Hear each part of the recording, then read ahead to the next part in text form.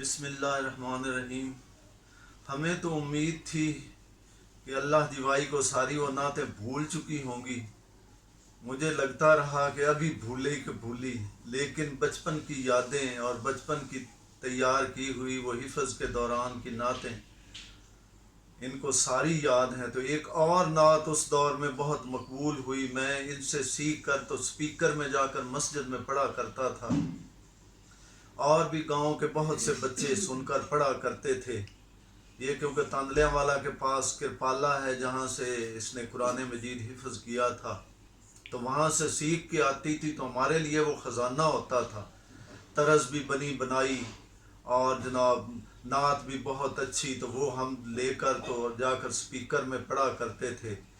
تو ایک اور نعت بھی یہ کہہ رہی ہیں کہ مجھے یاد ہے، میں چاہتا ہوں وہ بھی محفوظ ہو جائے، تو میں گزارش کرتا ہوں محترمہ اللہ دیوائی سے کہ وہ بھی ہمیں سنا دے۔ جلدی خدا کرے کہ مدینہ میں جائیں گے ہم، خاک عرب رسول کا سرما بنائیں گے ہم۔ الہی دکھاتر مدینہ کیسی وستی ہے، جہاں دن رات خدا تیری رحمت برستی ہے۔ جگ سارے دا محبوب مدنی میٹھا، جگ سارے دا محبوب مدنی میٹھا، ساری دھرتی تے رحمت ونڈیندا گیا، جڑے آندے گئے نیڑے باندے گئے، سبحان اللہ، سینے لا کے محمد رنگیندا گیا، جگ سارے دا محبوب مدنی میٹھا۔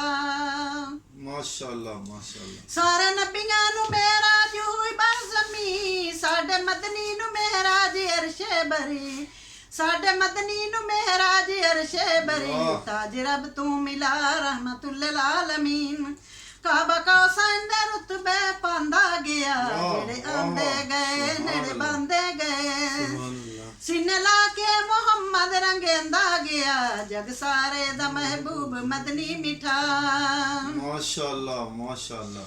اوہ خوش بخت جو سائندہ در مل گئے، سنگ ستیاں بھی دل بر دے رل گئے، سنگ ستیاں بھی دل بر دے رل گئے، وعدہ لگیاں دے کمتر کیویں مل گئے، رتبے شیخین دے رب ودیندا گیا، جڑے آندے گئے نیڑے باندے گئے، سینے لا کے محمد رنگیندا گیا، جگ سارے دا محبوب مدنی میٹھا۔ باجے اس دے نبی کوئی آنا نہیں، شان ساڈے نبی وانگ پانا نہیں، شان ساڈے نبی وانگ پانا نہیں، بوا بندھے نبوت دا لانا نہیں، مرزا قصاب زور ازماندا گیا، جڑے آندے گئے نیڑے باندے گئے، سینے لا کے محمد رنگیندا گیا، جگ سارے دا محبوب مدنی میٹھا۔ کوئی صدیق بنیا صداقت دے وچ، کوئی فاروق بنیا عدالت دے وچ، کوئی فاروق بنیا عدالت دے وچ، کوئی صاحب حیاوی سخاوت دے وچ، کوئی خیبر دے در نو پٹیندا گیا، جڑے آندے گئے نیڑے باندے گئے، سینے لا کے محمد رنگیندا گیا، جگ سارے دا محبوب مدنی میٹھا۔